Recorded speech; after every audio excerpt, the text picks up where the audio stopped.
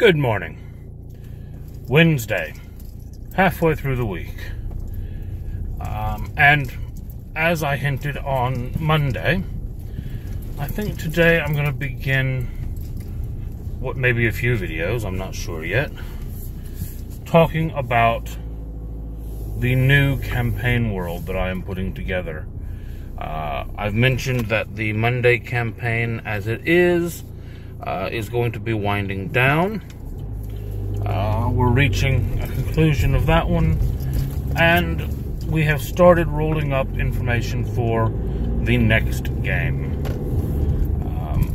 Now, this game is going to be a little bit different than what I normally run, in both tone and scale. Now, that's not to say that there's not a grand scale to look at, but they will be starting at a much lower level and dealing with a much smaller scale to start. There will be some overtones, even in the beginning, that there are grand things expected of them, but they won't be expected on day one. So, inspiration for a new campaign. It can come from a lot of places. It can come from an established setting, or from a book that you've read, or from a Twitch channel that you've watched. Who knows? I know that within the next few months there will be a lot of people playing in the Critical Role setting when that new book comes out, which I have to say I am looking forward to that book, even if I don't think I'll ever run the setting. Just because I think there will be some interesting things in there that will give me inspiration for my worlds. The other option is I very well may include the world as one of the worlds in my Spelljammer setting. That's one of the beauties of using a Spelljammer type setting, is that you can say, hey, look, all of the worlds are here, you just have to figure out which sphere they're in. So that's a fairly big possibility that I might do that at some point as well, once I've gotten my head around it. But for this campaign, I've actually been inspired by a song. A song that's been around a few years now. And that song was by My Chemical Romance. The song, The Black Parade.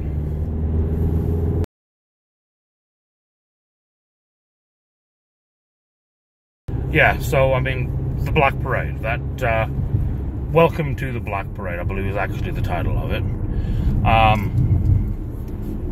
That's the inspiration for my new campaign setting. Now, I'm not trying to duplicate the world seen in that video or follow the video word for word, but if you listen to it, there is so much inspiration to be had towards building a setting. I mean, the charge that's given in the song, you know, will you be the savior of the broken, the beaten, and the damned?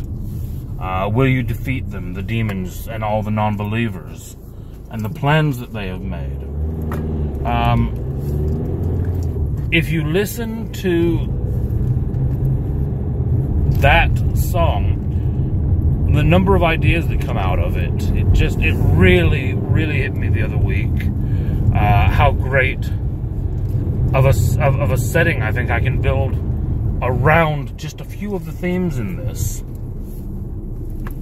So, what we've ended up with is, I had already been designing a sphere for the Spelljammer campaign, which I thought would be a very interesting sphere to play in. Now, for those of you who aren't aware of what Spelljammer is, Spelljammer is basically a connective setting that allows you to use multiple different game worlds, and the idea being that each game world's solar system is contained within its own crystal sphere, and there are magical ships that can sail between these spheres. So you can start a game in Greyhawk, board a magical ship, fly through space, and end up in Forgotten Realms on Toro. It allows you to mix and match your world settings within a game. It also allows for a lot of new content between worlds. The whole idea of pirates in space and the entire space-based game in between worlds is a very big thing in Spelljammer. Now, what I tend to do is I have basically recently declared to my group that the Spelljammer setting that I have established, from now on, all of my games will be taking place in this setting. What will change is the player's awareness, or the character's awareness. For example, in this game, the world they will be playing on is aware of other worlds within their solar system, as you would, but they are unaware of anything outside of their sphere. They have no idea that spelljamming ships exist, or that people can fly through space, or any of that. They are still in that setting. That could still come into play at a later point, but they are unaware of it. The system, though, that I've designed consists of a fire body, a pair of fire bodies. A fire body basically is a sun. So a pair of suns that orbit each other, and then each of those suns has an earth body, a planet, and a water body, which is basically a planet of water rather than a planet of land, orbiting it. So you get this kind of unusual orbits within orbits spinning pattern in the system. And what that means is that as the stars orbit each other, and as the other bodies orbit the stars, there will be certain points in certain orbits where those orbiting bodies will nearly meet. And there are three types of meets that I've described within the system. So you have a world meet. World meet is when the two Earth bodies, the two planets, nearly collide. These two worlds swing so close together that actually for a short while, every 20 years, their atmospheres mix. You would literally be standing on one world, look up into the sky, and be able to see the other world looking down on you. Well, obviously it's them looking up from their world, but you get the idea. And this happens once every 20 years.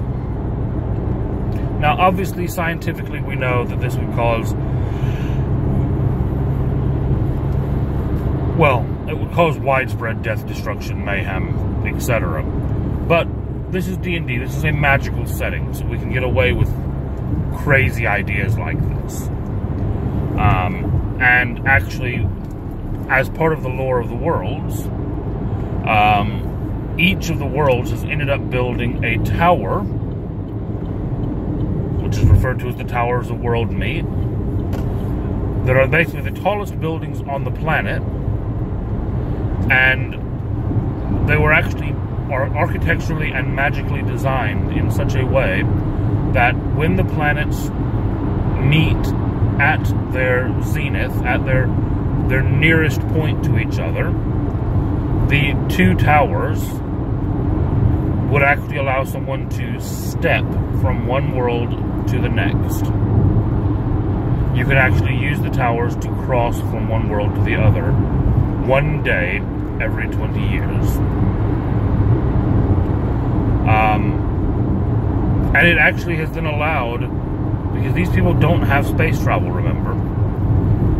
This one day every 20 years has allowed cross-pollination between the two worlds. Anyone who has the ability to fly magically, or to teleport effectively for one day out of every 20 years, you can class them as one world. They can teleport, they can fly, they can transfer between one and the other.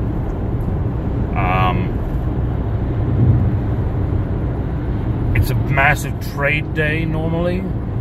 A lot of magic users are hired on that day to try to move things from one place to another. Now, the other thing is that teleportation magic in this sphere is very difficult to use because of the way the orbits work, and the spinning of the system. It basically acts as a somewhat dimensional anchor. So they have to use other tricks, flying, etc., to cross. But it does mean that these worlds know about each other. People move from one to the other, and that allows for a lot of diversity. So that's the first kind of meet, a world meet. The second one that I then set up is a water meet, or a wave meet, which basically is when the two water bodies meet. Now,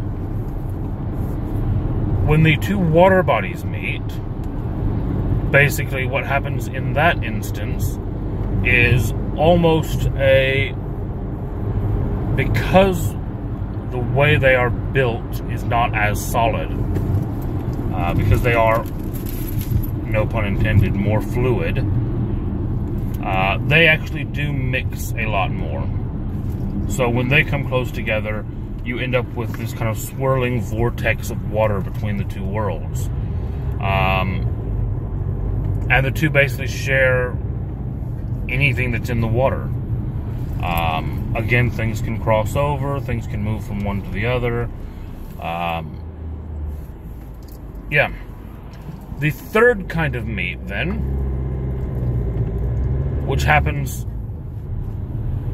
between the first two kinds, is when one of the planets meets with one of the water bodies. And when this happens, when you have a planet that has a water body hanging over it, what you get is a time of intense rainfall and flooding and just overall unpleasant wetness. And all of these are on cycles. So they know they can set their calendar by when these events will happen. Their astrological calendar includes these days, just like ours includes the summer solstice and the winter solstice and the equinoxes and the full moon and all of that. Just like they have those, they also have world meets and tide meets. And all of that is just part of life for these people. It is a normal thing that happens. Now, because they are once every 20 years, not once every month, they do have some significance to the people. Very much like a comet passing through our system. We know that they happen, we can predict when they will happen, but because they are rare to happen, everybody gets excited. You know, there are festivals around World Meat. There are times of celebration. Obviously not so much whenever, you know, rain starts pouring from the sky in buckets and you're flooding everywhere. That one's not as much of a celebration. But World Meat is most definitely a massive celebration normally. Now, that's the physical setting for the world. I haven't really gotten into much of why the song has inspired me yet. But I'm aware of the time. So what I'm going to do is go ahead and end the video with that today, and I'll come back tomorrow and start talking about how the song has actually inspired the way the world has come together. So like, subscribe, all that kind of stuff, and hopefully you'll still be watching tomorrow. Have a great day.